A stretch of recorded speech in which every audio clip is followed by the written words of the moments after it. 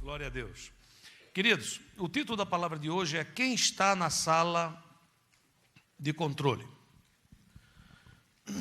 Sabe, em muitos lugares existe uma sala de controle.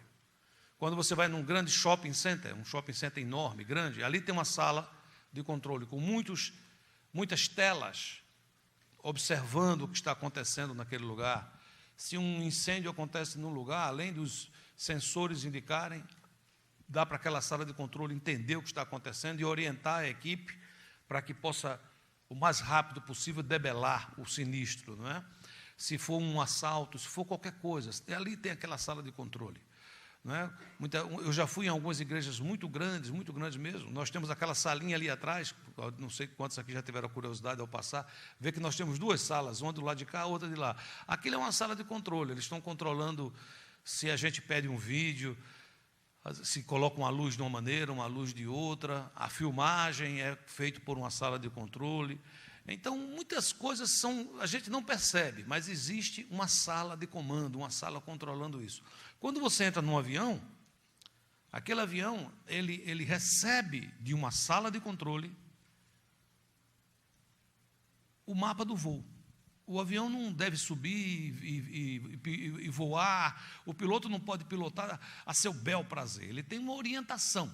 Você vai dessa maneira, nessa altitude, desta forma, e ele caminha daquela forma, daquela maneira. Quando acontece um problema, e um avião, por motivo de não ter visibilidade, ou porque um dos motores parou, ele vai falar com quem? Com a sala de controle. É lá onde ele conversa, estou tendo esse problema, estamos passando por isso, porque é uma maneira daqueles que estão voando ter um apoio daqueles que estão em terra, não é? Ontem, sabendo que Deus tinha colocado essa palavra no meu coração, quando eu entrei no avião para vir para cá, eu me lembrei, né? Digo, Senhor, eu quero fazer uma oração diferente, que eu nunca orei antes. Eu sempre entro e oro pelo piloto, né? Para ele não ter um ataque cardíaco enquanto está dirigindo, né? Mas se acontecer, que o copiloto pelo menos saiba levar o avião, né? Então a gente tem essas orações de vamos lá e tudo. Mas ontem eu orei pela sala de controle. Eu pedi a Deus por aqueles que estavam tanto na Califórnia como que estavam na Flórida, que iriam dar uma acompanhada naquele avião. E Deus ouviu a oração que eu estou aqui, né? Amém, queridos?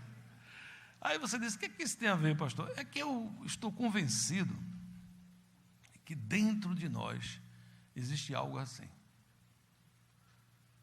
Dentro de nós, aqui dentro, o que nós chamamos de alma, essa parte da mente, esse centro gerador de decisões, de emoções, esse lugar que a gente recebe as informações, processa e demanda decisões. Nesse lugar existe isso, e é muito importante entender o seguinte: se quem estiver na sala de controle estiver bem, porque uma das coisas que não pode acontecer é a pessoa que está na sala de controle desmaiar, você imagina. Então o avião vai ficar esperando que alguém veja isso e aconteça, não é verdade? E também não pode ser alguém, imagine que um terrorista toma a sala de controle. Nós sempre nos preocupamos muito com o avião, mas deve existir um cuidado muito especial com essa sala de controle, não é verdade? Assista um videozinho de 2 minutos.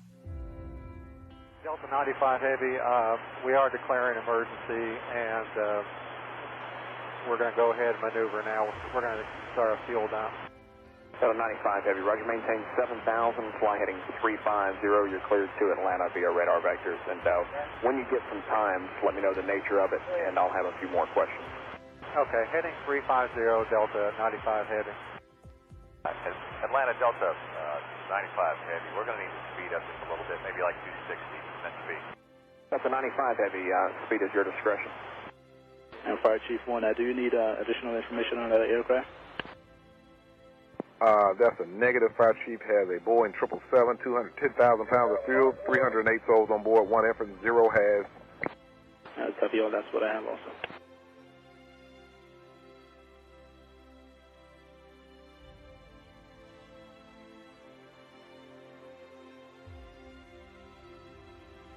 Ops 11. Ops 11, we're going to need runway 27 right to be inspected. Roger, Ops 11, I'm at 5 south right now. Ops 11 at 5 south.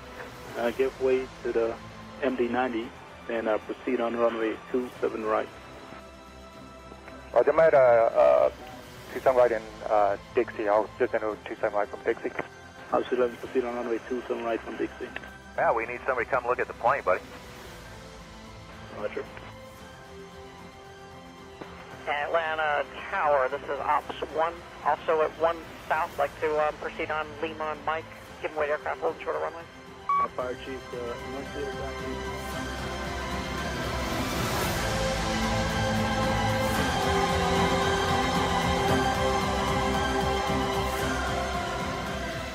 A grande pergunta hoje que nós temos que nos fazer é: quem está na nossa sala de controle? Quem está comandando o voo da nossa vida?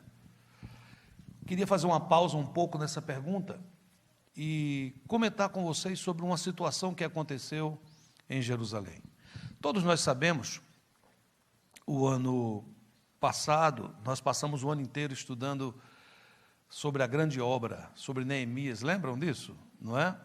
E nós sabemos que naquele processo todo, havia uma turma que era do contra, havia uma turma que era oposição mesmo, que era Sanbalat, Tobias, Gesem e os arábios.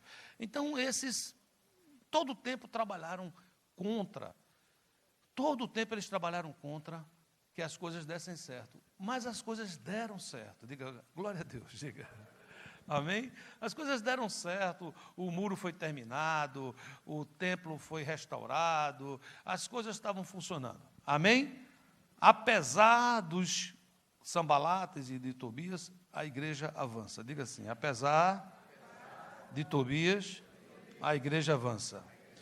Mas aí, às vezes tem umas coisas que acontecem na Bíblia que a gente passa rápido, né? Algum tempo atrás me chamou a atenção esse trecho que está em Neemias, capítulo 13, versículo 4 e versículo 5. Antes disso, o sacerdote Eliasibe tinha sido encarregado dos depósitos do templo do nosso Deus. Ele era parente próximo de Tobias. Ele lhe havia cedido uma grande sala. Quando você vai estudar sobre essa grande sala, essa sala grande, você vai entender que era uma sala que estava numa posição privilegiada, era uma sala central. Era uma sala que recebia os mantimentos para o templo. Logo, quem estava ali tinha controle sobre a manutenção daquilo tudo, sobre decisões importantes, sobre manter certos ministérios ou não. E observe que coisa interessante. Quem é que entrou nessa sala? Tobias. Pergunta aí a quem está do seu lado. Tobias, o que é que ele está fazendo aí dentro? Aí você diz, né? Porque a pergunta é simples. Se Tobias era do contra, se Tobias sempre trabalhou para que não ocorresse isso, para que não funcionasse, para que não tivesse sucesso, o que é que ele está fazendo aí? Vamos, antes de entender isso, vamos entender Tobias como um tipo, como um personagem, como um character. Vamos entender isso. Tobias é Tobias, mas em nós, o que é que tem a ver Tobias conosco? Quem é Tobias? Aqui, nesse lugar aqui especificamente, Tobias era representado por um homem, mas nem sempre Tobias representa um homem, uma mulher, uma pessoa. Às vezes sim. Às vezes sim. Houve um momento na vida de Abraão. Abraão tinha a sala de controle dele. E quem estava sentado nessa sala de controle era Deus. Deus tomava as decisões. Deus tomava as decisões. Deus tomava as decisões. Mas houve um momento que a vontade de Abraão ser pai era tão grande, a vontade de ser pai era uma coisa tão grande, de ter descendência, ele conversava isso com Deus, que essa vontade foi o seu Tobias. Essa vontade entra e senta na sala de comando, entra na sala de controle. Então, por causa dessa vontade, Possivelmente ele vivia no ouvido da mulher, puxa vida, não engravidou, não engravidou, não engravidou, não engravidou. Chega um ponto que Sara diz, escuta, há um costume de onde a gente veio, lá de Ur dos Caldeus, lá de Arã, que quando a mulher não pode dar filho, o marido não deve ficar importunando ela, me dê filho, me dê filho, me dê filho. Ela tem uma serva, ela dá a serva, e a serva vai servir para gerar filhos. Isso era um costume de Deus? Isso era um costume bíblico? Isso era um costume pagão.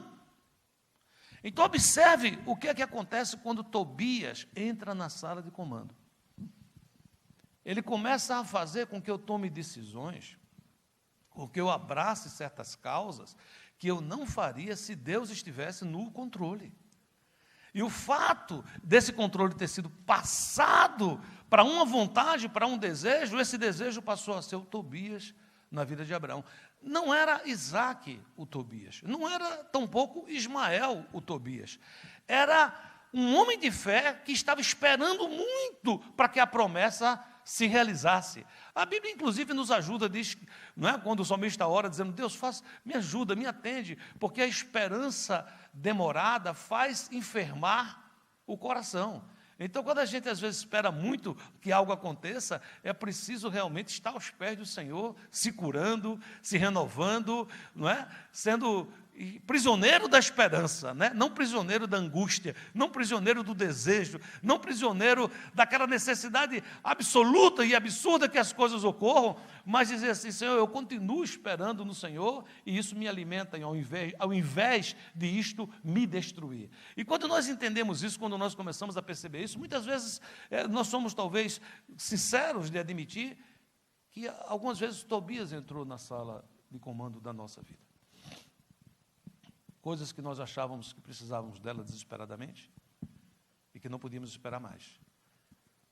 Quem era Tobias como homem?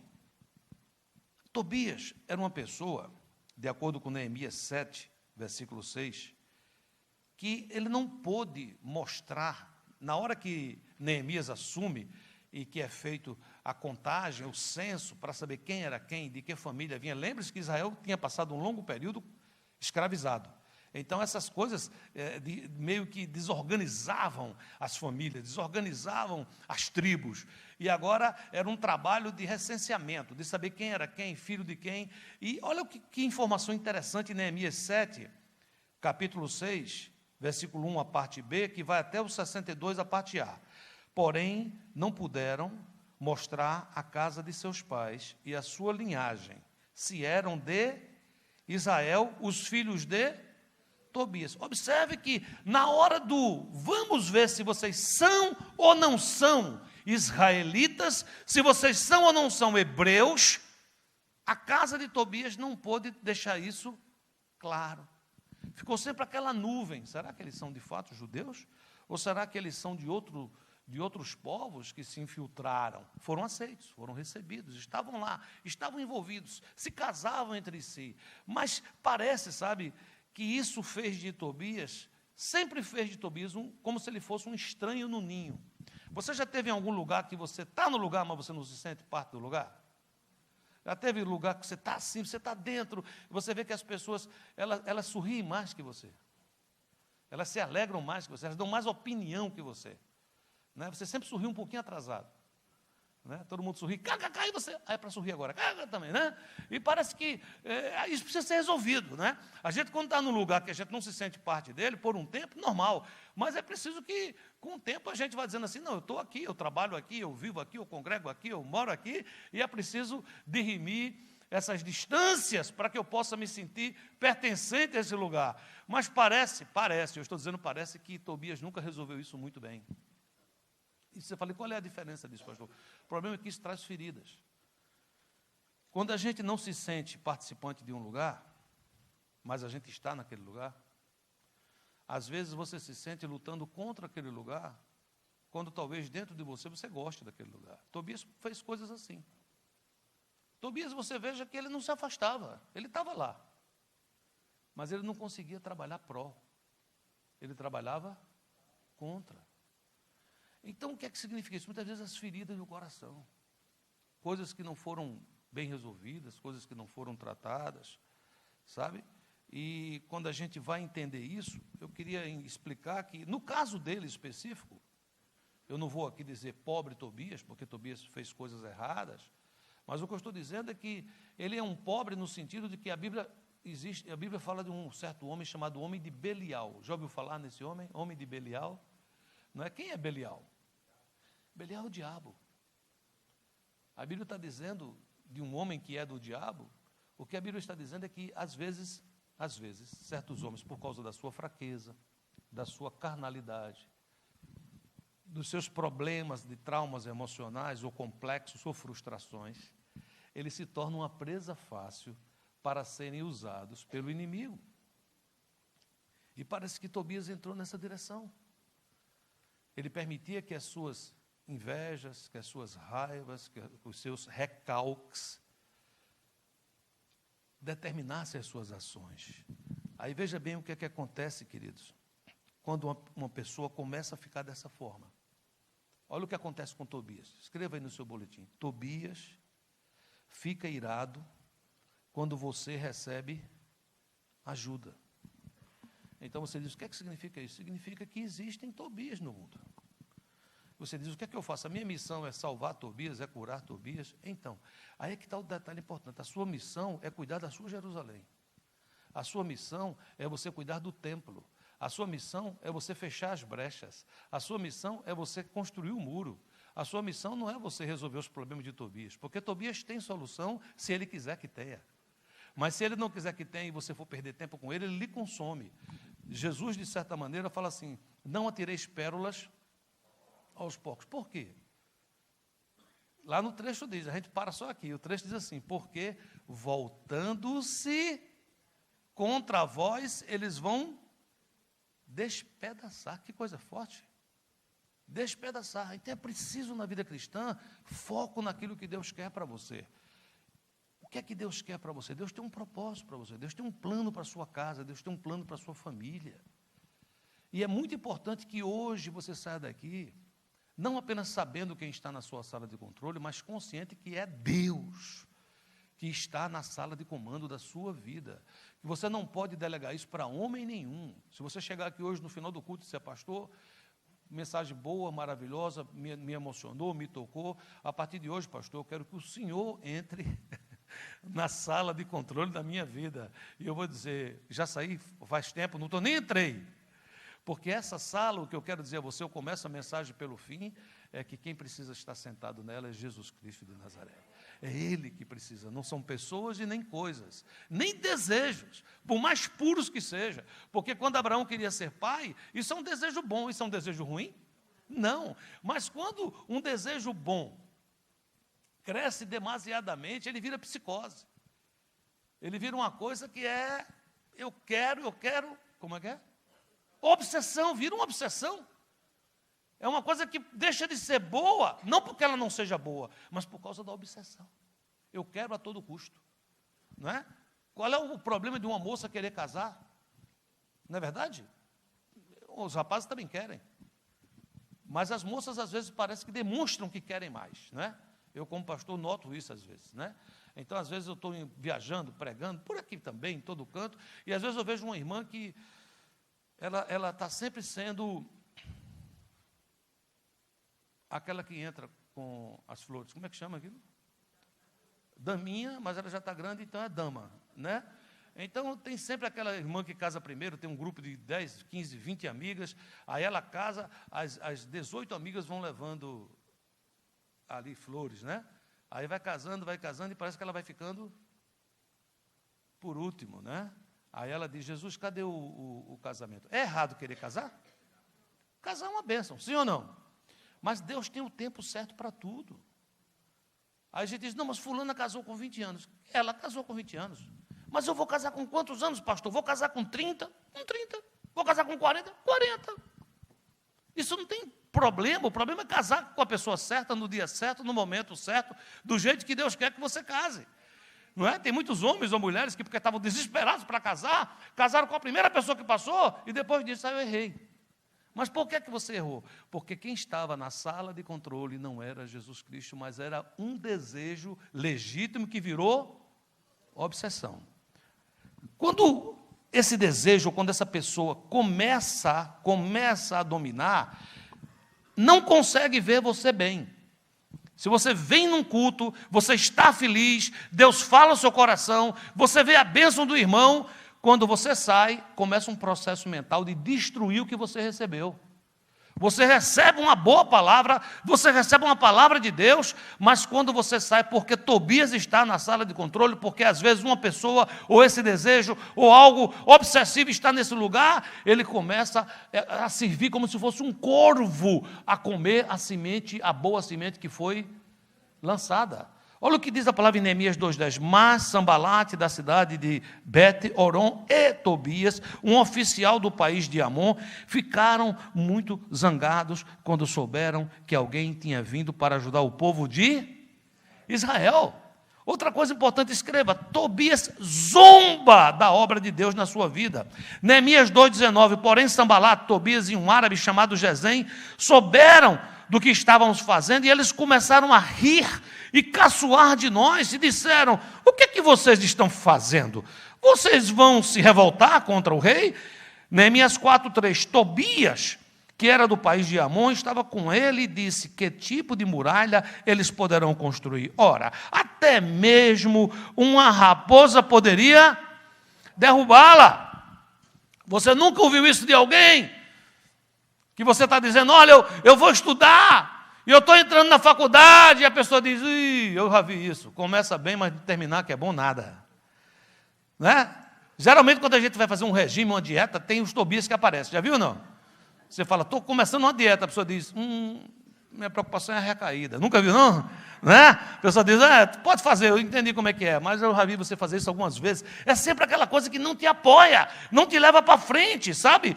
A sua persistência irrita Tobias profundamente. Neemias 4:7.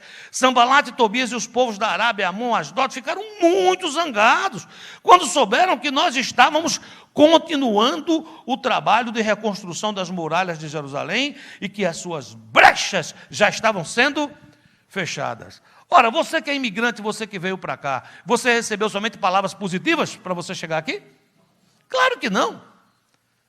Chegou um ponto que você até se fechou, você deixou de conversar com as pessoas do seu país de origem, que você estava passando alguma dificuldade, porque sempre tinha alguém do outro lado dizendo assim: vem embora, pega um avião e vem para cá, volta para casa, deu errado, seja humilde, diga que você bateu com a cara na parede, diga que você foi tentar a vida na América e você não encontrou vida nenhuma, diga que o seu sonho americano era somente trabalhar e de cansado dormir e sonhar, diga isso e volte. Aí você às vezes recebe essa palavra. Por que você recebe? Porque você está escutando Tobias. Agora, quando você não escuta, você é persistente, e a sua persistência irrita Tobias. Você está me entendendo, sim ou não? Queridos, independente de ser uma pessoa, sentimentos, ações ou obsessões, Tobias joga sujo. Olha o que aconteceu uma certa vez. Depois que Neemias constrói as coisas, depois que Neemias está fluindo, depois que as pessoas estão alegres, aparece um tal de Semaías dizendo o seguinte: olha, vão atentar contra a tua vida, e o ideal é que você vá ao templo e que você entre no Santo dos Santos. Ora, esse lugar era um lugar reservado para quem? Para o sumo sacerdote. Se Neemias entrasse lá, era fácil chegar para o povo e dizer: olha o líder de vocês, ele é um pecador, ele está fazendo algo que ele não pode fazer. Aí veja o que é que diz a palavra em Neemias 6:12. Quando comecei a pensar nesse assunto, compreendi que Deus não havia falado com Semaías, e sim que Tobias e Sambalate haviam o quê? Pago a ele para me dar aquele conselho. Suborno para derrubar você. O inferno está sempre disposto a pagar alguém, ou alguma causa, ou algum sentimento para derrubar a tua vida. Você entende isso? Amém? Tobias tenta infundir medo. Não sei se você hoje está aqui e tem medo no seu coração. Se você tem medo, não foi Deus que colocou, porque a Bíblia diz que isso é o contrário. A Bíblia diz que Deus é amor, Deus é amor, Deus Deus é amor, Deus te ama, Deus te ama, Deus te ama. Eu comecei esse ministério faz 20 anos que eu estou aqui, dizendo a você, Deus te ama tanto que Deus é apaixonado por você, sim ou não? E esse Deus que é amor, a Bíblia diz que o perfeito amor lança fora todo medo. Então, logo se eu tenho medo, é porque eu estou pensando em castigo. A Bíblia diz, o medo pressupõe castigo, e a Bíblia diz que o perfeito amor lança fora todo medo, porque Deus não veio para nos castigar, Deus veio para nos perdoar, Deus veio com a sua graça e com a sua misericórdia. Mas olha o que acontece aqui em Neemias 6,14, ó meu Deus, lembra do que Tobias e Sanbalate fizeram, e castiga-os. Neemias não estava simplesmente desejando que eles se dessem mal, Neemias estava dizendo assim, eu quero tirar do meu coração o desejo que eu tenho de castigá-los. Entende o que eu estou falando, sim ou não? É porque muitas vezes a gente começa a chegar um momento que a gente entende mal as coisas e a gente quer bater no homem de Belial. Mas o objetivo não é você aprender a bater no homem de Belial, mas é você aprender a resistir a Belial, aquele que usa o homem. Amém? Aí olha o que é que ele diz, ele entrega isso a Deus, castiga-o. Lembra também da profetisa Noadias e dos outros profetas que tentaram me fazer ficar com medo. Quantas vezes você não está num projeto que Deus te deu, você não está trabalhando, você não está lutando, mas no meio do caminho se torna pesado, se torna um cansaço enorme. Por quê? Porque você tem que levar um fardo a mais chamado medo. Medo. Sabe, queridos, Tobias usa política nos relacionamentos para se beneficiar e produzir confusão. Neemias 6, muita gente de Judá estava do lado de Tobias, porque ele era genro de um judeu chamado Secanias, filho de Ará. Além disso, seu filho Joanã havia casado com a filha de Messulam, filho de Berequias. Ou seja, veja que Tobias, a família dele tinha o quê? Influência. Por causa de quê? Casamentos. Haviam o quê? Relacionamentos. Na minha frente, falavam das boas coisas que Tobias havia feito e contavam a ele tudo o que eu dizia. E Tobias continuou a me mandar cartas para ver se conseguia me fazer ficar com medo. Eu acho que eu já expliquei muito sobre Tobias. Você já entendeu um pouco sobre Tobias? Sim ou não? Amém? O ponto é simples, querido. A grande pergunta: como é que um cara com essa personalidade, com esse caráter, com esse propósito, consegue entrar na sala grande? Como é que ele entra na sala de comando? Por isso havia deixado que Tobias usasse uma sala grande, onde antes eram guardadas as ofertas de cereais e de incenso, os objetos usados no templo. Era uma sala consagrada, era uma sala especial, era uma sala que não era para qualquer um, e não era para qualquer coisa, era uma sala que era usada para as coisas que iam acontecer durante o culto, durante o serviço, no templo. Como é que acontece um negócio desse, queridos? Como é que ocorre um negócio desse? Sabe como é que isso acontece? Eu vou explicar para você. Tobias entra como um vírus. Eu não sei se alguém aqui já teve a experiência de contrair um vírus no seu computador. Já teve isso alguma vez aqui com algum de vocês? Levanta a mãozinha só para eu ver quem foi que fez. Aconteceu a mesma coisa comigo, né? Então estamos juntos, né? Então, quando acontece isso, é um desastre. Se você não tiver um backup das coisas que estão dentro, você vai perder aquilo tudo. Vai ser uma confusão, sim ou não? Pois acontece isso, Tobias entra sorrateiramente como um vírus. E como é que um vírus entra no computador? Você sabe como é que um vírus entra no computador? Quem são as pessoas boas em informática aqui que podem me salvar nesse momento aqui? Geralmente aparece um programa para você baixar, download do programa, sim ou não? E ele vem como se fosse um cavalo de Troia. Lembra do cavalo de Troia? Deram um presente, um cavalo, e dentro do cavalo estava o perigo, estavam os inimigos. Então, muitas vezes ocorre isso. Você recebe um presente, parece que esse presente é bom. Você não observa de onde vem, quem deu, por que deu, o que aconteceu. Não é tudo que é presente que é bom, queridos. Não é tudo que te dão que é maravilhoso. Eu estou num emprego, me deram um emprego melhor. Ore, pergunte a Deus se isso de fato é de Deus. Não é porque, como diz o velho ditado, nem tudo que reluz é ouro. Sabe, ele entra como um vírus, vai direto para a sala de controle, onde eram guardadas ofertas, cereais. E sabe o que acontece, queridos? Nunca isso ocorre sem ter sequelas, sem ter uma consequência. Olha a consequência imediata que acontece. Escreva aí. A adoração a Deus foi interrompida.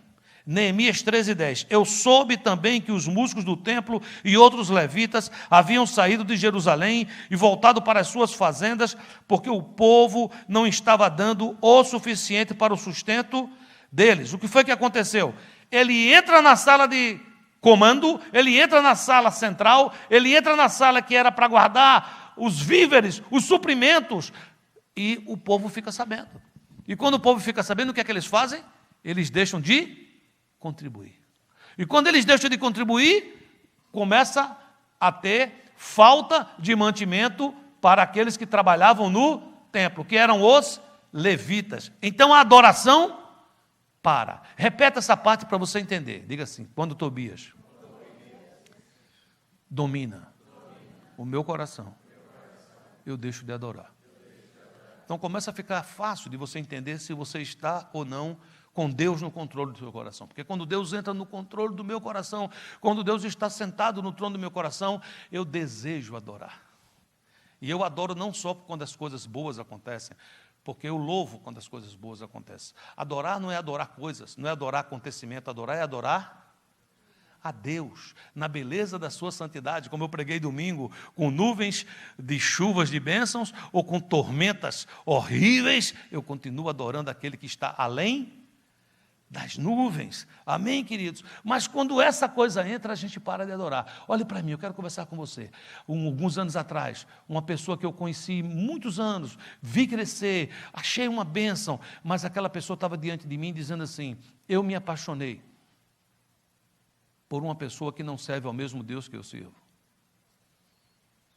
E em poucos meses, essa pessoa estava desdizendo tudo que ela aprendeu, desdizendo tudo que ela professou como fé, porque Tobias entrou na sala de controle. Uma paixão humana, uma paixão carnal.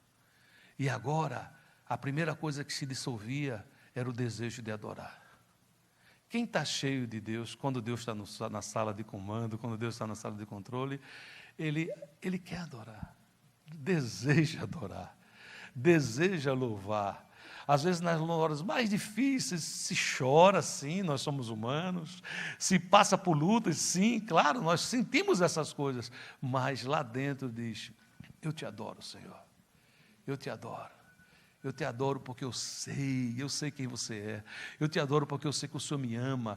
Eu te adoro porque eu sei que o Senhor não perdeu o controle da situação. Tem esse desejo, mas quando a gente começa a tirar Deus desse lugar, a gente perde o desejo de adorar. Às vezes uma pessoa que manda um versículo para a gente se irrita. Sabia que a gente se irrita? Você está mandando recado, você está mandando mensagem. Ora, quem está cheio de Deus, eu estou esperando que você me mande recado. Eu estou cheio de Deus, eu quero que você me mande mensagem. Quem está cheio de Deus está aqui dizendo assim: quero ver qual é a mensagem que Deus vai me dar hoje aqui. Eu estava nessa conferência, eu ouvi muitas palavras, mas eu tive 2 encontros nos corredores, um com um pastor americano e outro com um pastor brasileiro, que eles me deram mensagens. Deus mandou recados por eles para mim. E eu fiz o quê? Eu recebi. Entende o que eu estou dizendo, sim ou não? Agora você imagine que eu tivesse com um Tobias sentado na sala de controle. Aí chegava lá o pastor brasileiro e me dava aquela mensagem, aquele recado. Ora, eu, a minha esposa, ele e a esposa dele, tivemos um tempo de conversa. Eu poderia pensar: Rosana, a pastora Rosana já foi conversar com o pastor, para o pastor vir conversar comigo. Isso aconteceu?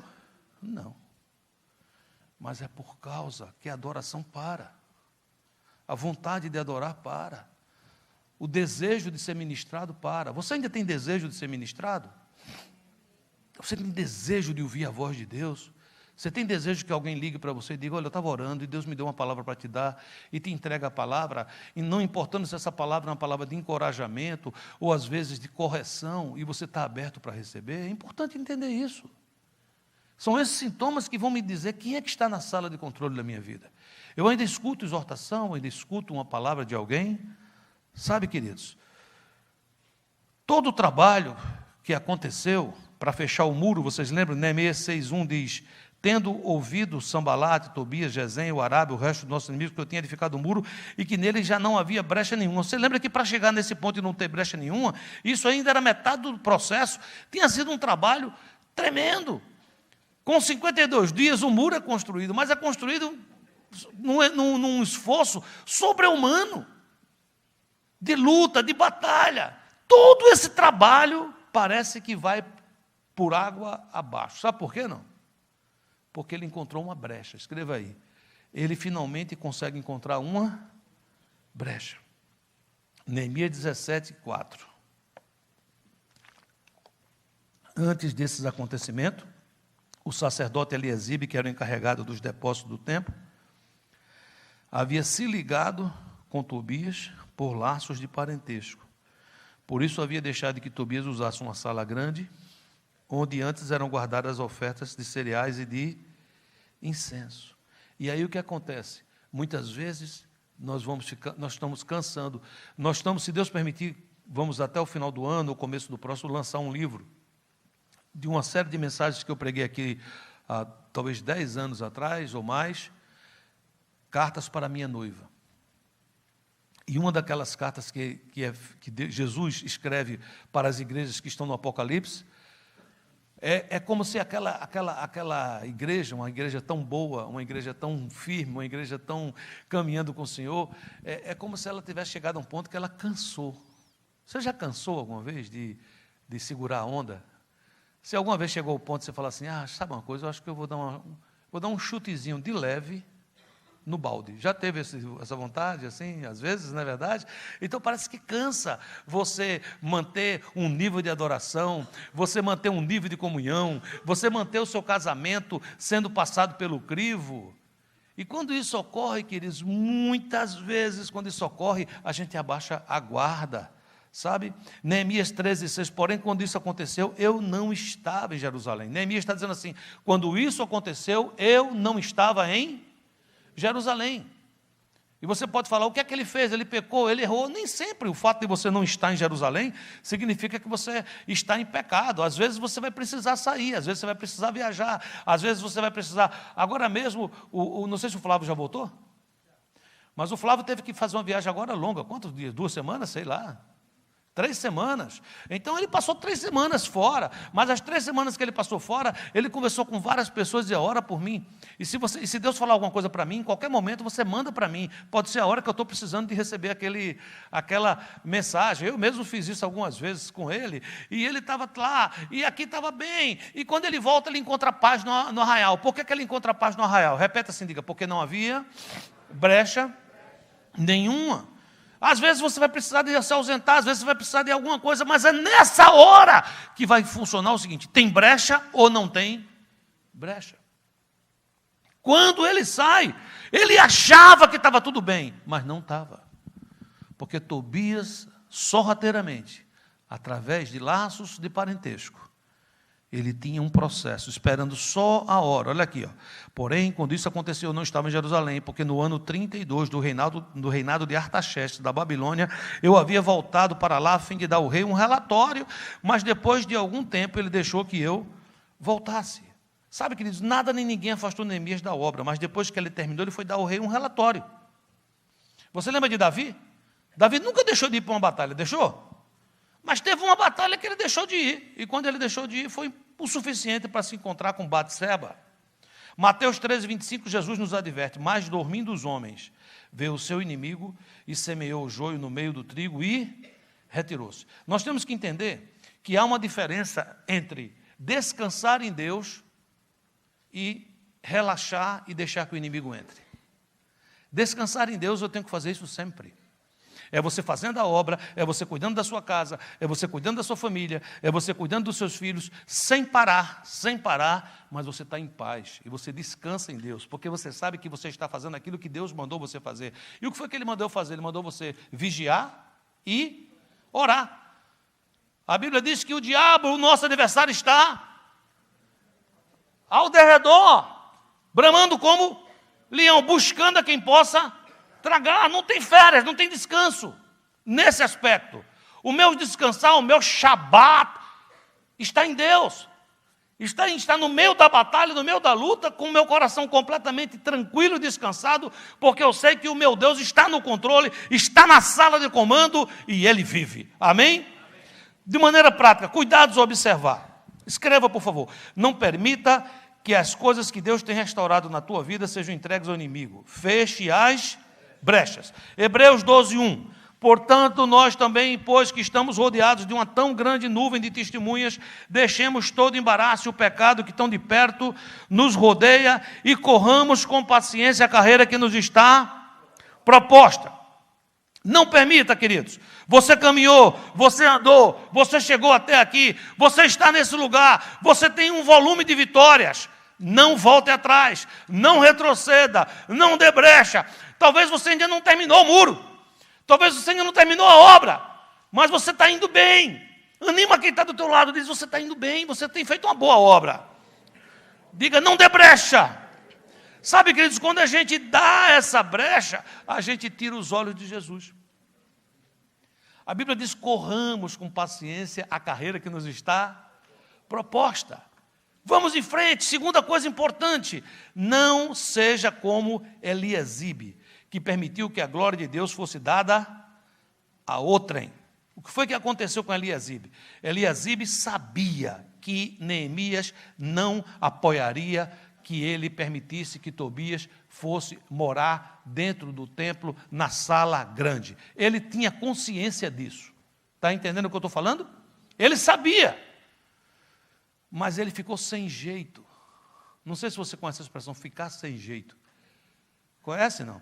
É alguém chega para você e você diz para o seu filho e para a sua filha o seguinte, olha, nós vamos morar nesse país e aqui em casa nós vamos ser felizes, nós vamos à igreja, você vai à escola, nós vamos sair, nós vamos à Disney, nós vamos fazer isso, fazer aquilo, porém, tem certos lugares que eu não quero que você vá, porque eu também não vou. Tem certas coisas que você não vai frequentar, porque eu também não frequento. Porque a liberdade não é você ser uma pessoa sem critérios. A liberdade é quando você tem o poder para dizer sim e você tem o poder para dizer não. Isso é ser livre. Mas um dia chega alguém que fez amizade com você e essa pessoa tem um filho e esse filho quer ir para um certo local que você já tinha dito a seu filho para ele não ir. E essa pessoa chega para você e diz, deixa eu levar, não vai ter problema nenhum, eu estarei lá, e você fica sem jeito. Porque é parente, porque é amigo, porque já me fez um favor, porque já me deu um emprego, porque já deixou usar o cartão de crédito dele uma vez, porque qualquer coisa parecida, e você fica sem jeito. Quantas propostas, queridos, nesse país, eu estou aqui há 22 anos, 20 anos como ministério. Quantas vezes, pessoas que eu criei um relacionamento, que eu gostava dessa pessoa e gosto dessa pessoa, mas num certo momento ela me propôs algo que eu não tive paz. Na hora que aquela proposta entrou, o meu coração fechou, eu não senti paz. E eu fiquei completamente sem jeito de dizer não àquela pessoa, mas eu disse. Glória a Deus porque eu disse. Eu disse, olha, eu amo você, eu não sei se você a partir de hoje vai ficar um pouco triste comigo, mas eu não tenho paz de fazer o que você está me pedindo. Você como imigrante aqui, a sua trajetória aqui, vão ter muitas oportunidades de você fazer coisas que Jesus não faria no seu lugar. Não faça. Não dê a glória que Deus tem a outrem. Não passe essa glória. É Deus que trouxe você aqui. Repita assim, foi Deus quem me trouxe até aqui. Eu quero dizer a você que é Deus que tem dado a saúde que você tem hoje. Você hoje tem toda a saúde que você precisa para você estar aqui assistindo esse culto. Diga assim, é Deus quem me dá a saúde que eu tenho hoje. Diga assim, é Deus que tem me dado a minha família. É Deus que dê a glória a Ele. Você diz, pastor, eu sei, mas eu consegui um emprego com José. E por causa do emprego que eu tive com José, é que eu pago as contas lá em casa. Seja agradecido a José, mas a glória você deve dar a Deus. Foi Deus que abriu a porta para você trabalhar com José. Foi Deus que tocou no coração de José. E pasme, vai ter um dia que Deus vai dizer a José para mandar você sair de lá. E Deus faz isso? Faz, porque senão você vai morrer trabalhando com José. Vai ter um dia que Deus vai dizer, José, o que é? Demite ele. Você vai dizer, mas por que ele vai fazer isso? Porque você vai precisar de ir para um emprego. Fala, sem medo. Melhor. E não se sai para um emprego melhor se José não disser, meu querido, eu te amo tanto, tchau. Você fala, mas quem é que abre o coração de José? Quem é que fecha o coração de José? Deus fez isso com o faraó. A Bíblia diz que Deus fez o que quis com o coração de faraó. A Bíblia diz que assim como ribeiros de água é o coração do rei na mão do Senhor, para onde ele quer, ele o inclina. Vamos ser agradecidos às pessoas, não vamos ser mal agradecidos, mas a honra, a glória, entregue somente a Deus.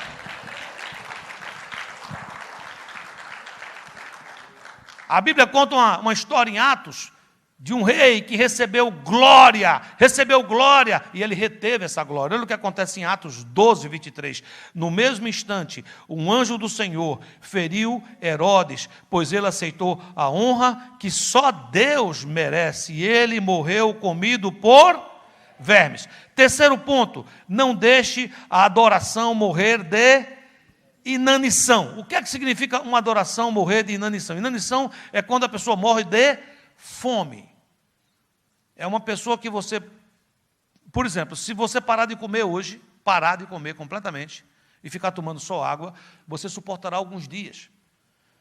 Mas se isso se persistir indefinidamente, vai chegar um momento que você vai morrer de inanição. Como é que a adoração morre de inanição? Olha o que diz Salmos 137, 2. Nos salgueiros que há no meio dela, penduramos as nossas harpas. Em Salmo 137, eu não vou pregar sobre esse salmo, é um salmo muito profundo, mas ele está dizendo o seguinte, que eles estavam escravizados. Entende? Eles estavam escravizados. E os inimigos chegavam para eles e diziam assim, cantem os cânticos de Sião para nós. E eles entendiam aquilo como se fosse uma zombaria, uma forma de dizer assim, vai, canta agora aí os cantos de Deus, canta os louvores. Né? Jancinho estava aqui hoje cantando aqui, 500 graus, né? Estava cantando essa música aqui, de fogo e poder, né? É como de repente aqui você está cantando 500 graus de puro fogo e poder, que bênção! Aí você passa uma batalha lá na terça-feira ou na quarta-feira e o diabo diz, canta agora os 500 graus aí, está bem friozinho, o negócio está gelado aqui, horrível, né? Então, e às vezes a gente escuta o seguinte, a gente escuta o diabo, o inimigo, usar a boca do inimigo para dizer assim, canta, louva a Deus agora. E a Bíblia diz que eles, sabe o que foi que eles fizeram? Eles disseram, como é que a gente podia cantar se o nosso coração estava triste? Como é que nós podemos cantar longe da nossa terra? Então eles pegaram as harpas, que representavam símbolos de adoração, e eles penduraram as harpas no salgueiro, ou seja, a minha dor me faz parar de adorar, e quando eu paro de adorar, cada dia, a minha adoração vai se debilitando, até o ponto que ela morre de inanição. Ouça o que eu vou dizer, preste atenção a isso. Deus estava usando os próprios adversários para ensinar a eles qual era a chave da vitória. Se no meio daquela confusão, se no meio daquela escravidão, eles começassem a puxar a harpa do salgueiro e começassem a tocar e a cantar os cânticos de Sião, iria explodir as correntes, aquilo que os prendia, e eles estariam sendo completamente restaurados pelo Senhor. Você entende o que eu estou falando, sim ou não? Então, queridos, não espere que as coisas boas aconteçam para você adorar. Adore sempre, sempre, sempre. Sabe, você às vezes o seu coração vai ficar ferido, porque acontece, às vezes nos relacionamentos, às vezes na vida, e às vezes você vai dizer, eu não estou com vontade nenhuma de cantar. Louve. Eu não estou com vontade nenhuma de escutar um louvor e uma adoração. Nessa hora você vai ter vontade, desculpe, você vai ter vontade, às vezes o inimigo vai chegar para você e vai dizer assim, escuta aquela música antiga, e você vai ter mais vontade de escutar aquela música antiga. Aquela música antiga que fala da pessoa que é triste, que foi traída, que se arrebentou, que, ó meu Deus, ó, aquilo ali, aquele negócio que, né, eu estou triste e fica mais triste, ó, e a música, a melodia em si, às vezes é bonita, a melodia porque para um negócio entrar assim, tem que ter uma certa anestesia, sim ou não? Não deixe, diz a quem está do seu lado, diga, não deixe, não permita, não pendure suas harpas, amém, queridos? Vamos partir para o final dessa palavra, devolvendo o controle a Deus. Em primeiro lugar, igreja, procure saber o estado da tua Jerusalém. Então voltei para Jerusalém. Diga assim, então voltei para minha casa. Diga, então voltei, diga. Fala isso com convicção, então voltei. Olha o que ele está dizendo, então voltei para Jerusalém e fiquei sabendo do mal que Eliasibe havia feito, deixando que Tobias usasse uma sala do templo. Neemias 13:7. Ou seja, não é uma ideia minha que Eliasibe errou, quando ele ficou sem jeito e deixou Tobias ocupar aquela sala. A palavra de Deus está dizendo que Neemias está dizendo, ele errou. Eu fiquei sabendo do mal que Eliasibe havia feito. Mas como é que ele ficou sabendo disso? Quando ele voltou para a sua Jerusalém. Olha para mim, igreja. Procura ver o estado das tuas ovelhas. Procura ver o estado das tuas ovelhas. Você tem um negócio, você é um empresário, está no corre-corre, está na bicicletagem, pedalando, bora para frente, pá, pega dinheiro daqui, bota para lá, joga essa, espera por aquela. Dá uma parada hoje. Tenha coragem. Procura ver o estado das tuas ovelhas. Volta para Jerusalém. Tua casa, teus filhos. Está tudo bem, está muito ocupado, está todo mundo estudando, está todo mundo trabalhando. Volte para Jerusalém. Procure ver o estado das tuas ovelhas. Mais importante até do que eu estou dizendo, não porque essas coisas não sejam importantes, mas porque o que eu vou dizer agora move essas. Volte para o lugar de adoração e procure ver com o Senhor qual é o teu nível hoje de comunhão com Deus.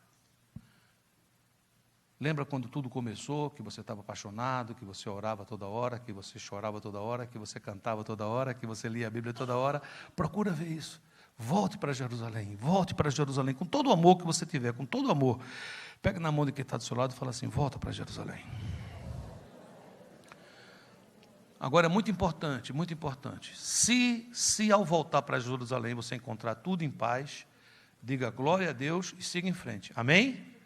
Mas se ao voltar você com sinceridade entender que na sala de comando não é Deus que está, não é Deus que está lá, é um sentimento, é uma mágoa, qualquer coisa.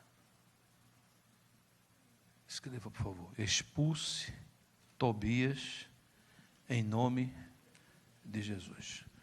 Essa é uma hora que não tem negociação. Não tem assim, Tobias, não era para você estar aqui. Estou te dando 90 dias para você sair. Mas tem recursos. Aí depois tem a defesa. Aí depois você pode recorrer para um tribunal superior. E possivelmente Tobias tem foro privilegiado. Tem nada disso aqui não. Olha o que está escrito. Olha, preste atenção. Fica aqui. Você não dizer, pastor Júnior está violento hoje. Não sou eu. Hein? Não sou eu. Olha lá, Neemias 13:8. Eu fiquei tão furioso. Eu fiquei o quê? Tão furioso que eu joguei todos os móveis de Tobias para fora da sala. Depois eu dei ordem que a sala fosse purificada. Desinfeta. Diga assim, desinfeta, diga. E que os objetos do templo, as ofertas de cereais e o incenso fossem colocados ali. De novo, tem que voltar. Tem que voltar. Tobias tem que ser expulso. Eu encontrei dentro de mim um mau desejo, eu encontrei dentro de mim uma mágoa que estava dirigindo a minha vida, que estava na sala de controle. Eu estava começando a tomar decisões por causa disso. Deus me chama para um trabalho. Não posso agora. Mas é Deus que está dizendo a você, não faça? Ou é porque você está ferido? É Deus que está dizendo a você, não faça? Quem é que está nessa sala de controle? Eu não estou dizendo que todo tipo de trabalho que alguém lhe chamar para você fazer, você tem que dizer sim. Mas se Deus está na sala de controle, é Ele que vai dizer sim, e é Ele que vai dizer não, e é Ele que vai dizer sim, mas não agora, daqui a um mês. Isso é diferente? Você consegue entender o que eu estou falando, sim ou não? Então, se você encontrar um Tobias infiltrado aí dentro, querido, não negocie com ele, não dê prazo. Você precisa ter essa ira santa, diga ira santa. Porque quando a gente olha, a gente fala assim, puxa vida, será que Neemias perdeu o controle? Parece que Neemias perdeu o controle da situação, parece que ele ficou sem moderação, parece que... O que foi que aconteceu com Neemias? Aconteceu algo semelhante que aconteceu com Jesus. Mateus 21:12, tendo Jesus entrado no templo, expulsou todos os Tobias que estavam lá. Olha o que diz aqui, expulsou todos os que ali vendiam e compravam, também derribou as mesas dos cambistas e as cadeiras dos que vendiam pombas. O que é que significa isso? Ele disse, a minha casa será chamada casa de oração. E a casa tinha virado casa de comércio. Era preciso restabelecer o reino de Deus. Você quer ser feliz? Diga amém. Você quer ser vitorioso? Diga glória a Deus. Mas diz com ânimo, porque isso parece meio Tobias, um negócio meio tobiático. Você quer ser alguém bem-sucedido? Amém? Não negocie com Tobias. Você precisa ficar furioso com Tobias e retirar da sua vida. Eu encontrei algo dentro de mim, eu encontrei um vício dentro de mim, eu me encontrei algo que me amarrava, eu encontrei algo. Não negocie. Não é, daqui a 6 meses eu sairei disso. Ou sai agora, ou ele vai destruir o resto, querido. Você me acompanha? Estou falando dessa maneira porque essa é uma hora importantíssima, a hora que você decide quem vai estar na sala de controle da sua vida, no centro de decisões. Amém? É preciso dar a vida para estabelecer o reino de Deus e não o meu próprio reino. Muitas vezes o meu Tobias é a minha vontade. O meu Tobias é o meu desejo. Eu sei que Deus quer algo para mim. Eu percebo que Deus quer algo para mim. Eu entendo que Deus quer algo para mim. Mas lá dentro de mim eu tenho outra vontade, eu tenho outro desejo. Sabe, queridos, quantas vezes a pessoa começa a ser infectada por um desejo sexual ilícito? Alguém que é casado começa a gostar de outra pessoa que não é sua esposa, não é seu esposo. E Tobias, ele vai minando, ele vai dizendo a essa pessoa que ele tem sentimentos. E ele precisa escutar seus sentimentos. Eu já escutei uma pessoa chegar para mim e dizer assim, pastor, eu estou apaixonada por um homem casado, mas eu amo essa pessoa. Se eu amo, e Deus é amor, Deus está nisso. Não, querida, quem está não é Deus, é Tobias. Tobias entrou na sala grande. É preciso que volte para a sala grande. É preciso que volte para a sala grande. Diga assim comigo, as ofertas e o incenso. Mas não volte sem primeiro purificar a sala. Essa sala você já entendeu o seu coração, sim ou não? É o seu coração. Se o coração estiver infectado, estiver cheio de Tobias, expulsa Tobias. Mas em seguida purifique, purifique, purifique, purifique. E o que é purificar, pastor? Se Tobias era uma mágoa, perdoe. Se era um relacionamento que estava complicado na família, se sente. Peça perdão, perdoe, purifique. Diga, purifique, purifique, purifique. É uma dívida que você ficou com alguém, você não pôde pagar, talvez tão pouco possa hoje, e você resolveu deixar para lá, e você sabe que isso está entrando na sala de controle. Expulse essa ideia de fuga, volte lá, faz o caminho de volta, diz, eu quero resolver esse negócio. Muitas vezes a gente entende que o tempo vai resolver as coisas. O tempo não vai resolver nada. É você que resolve. É você que se levanta. Quem expulsou Tobias da sala grande? Quem foi? Diga o nome desse homem. Neemias não foi para um quarto orar e dizer: ó Deus, eu quero te pedir que o Senhor expulse Tobias da sala. Não, ele não fez isso. Ele já sabia que Tobias não era para estar lá. Ele já tinha ideia disso. E ele foi lá e resolveu. Amém, queridos? Vamos continuar? Sim ou não? Terceiro ponto. Estabeleça de volta a adoração. Neemias 13:10. Eu soube também que os músicos do templo e outros levitas haviam saído de Jerusalém e voltado para as suas fazendas, porque o povo não estava dando o suficiente para o sustento deles. Então repreendi as autoridades por deixarem que o templo ficasse abandonado. Depois trouxe de volta para o templo os levitas, os músicos, e os coloquei de novo nos seus postos. Vamos lá, diga assim: eu estou trazendo de volta para o meu coração os músicos, os levitas, a adoração, o culto. Diga agora, dentro de mim está o tabernáculo de Davi. Você sabe o que é o tabernáculo de Davi? Você tem alguma ideia? Não. O tabernáculo de Davi, queridos, era um tabernáculo que não era tão bonito. Bonito era o templo de Salomão. Mas era um lugar que Davi estabeleceu a adoração 24 horas por dia. Tinha turnos. Entrava um turno de levita, adoração. Quando estava terminando aquele turno, entrava outro. Quando terminava aquele, entrava outro. Sem parar.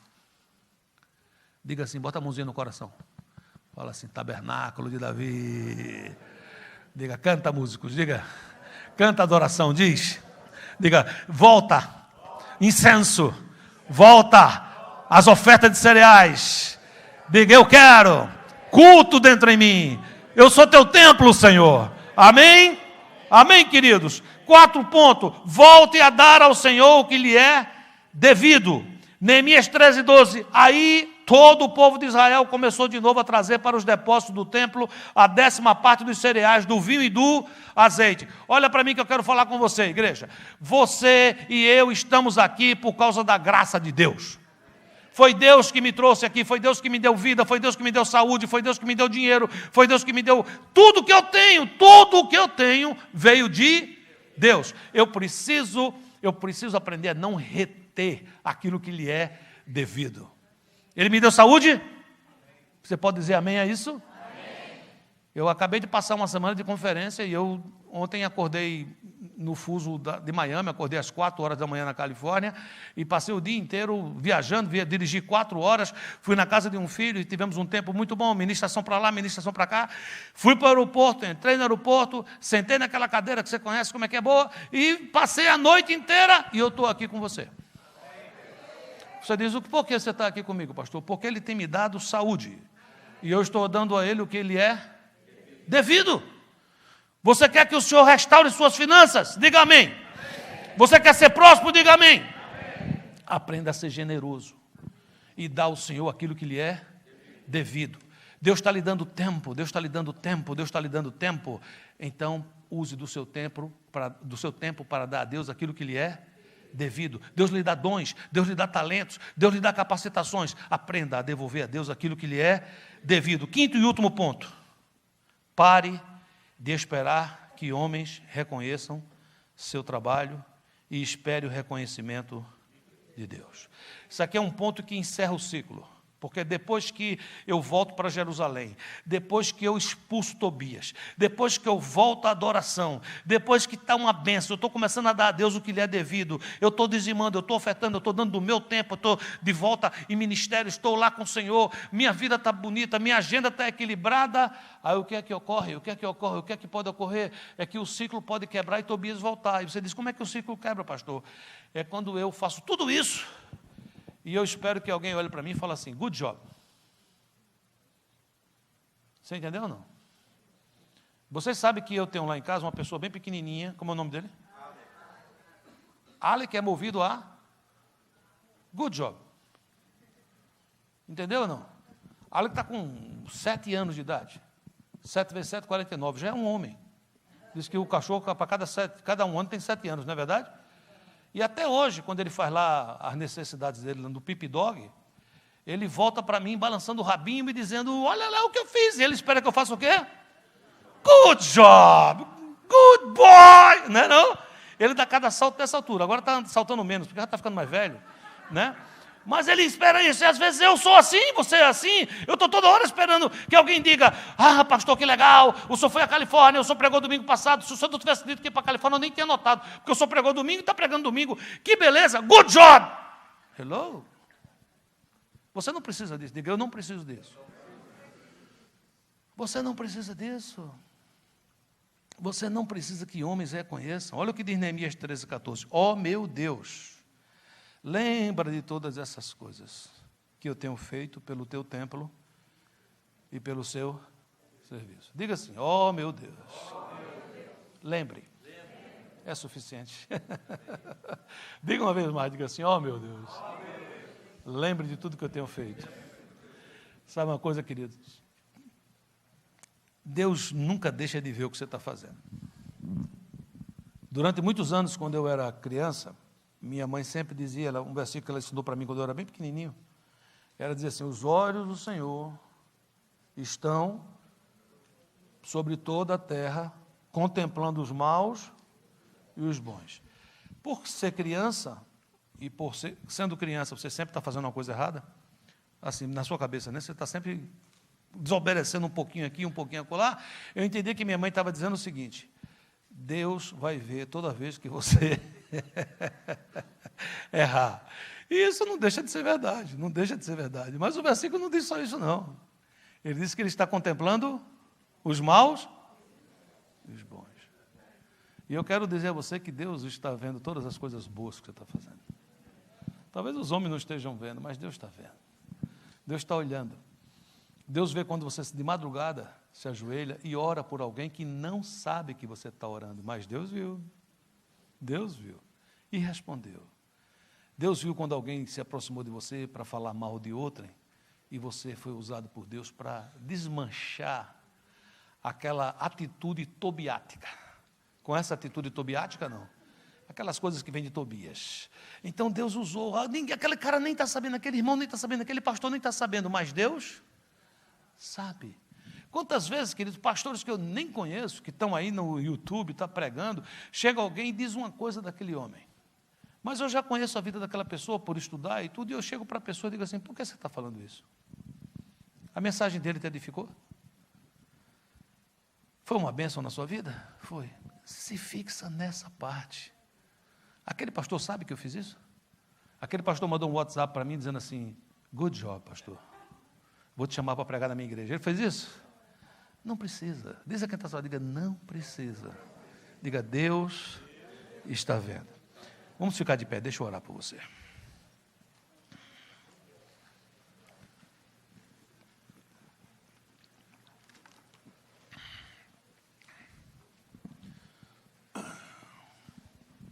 Sabe, queridos,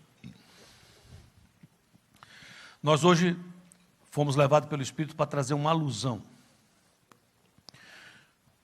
Pegamos um fato real que aconteceu em Israel,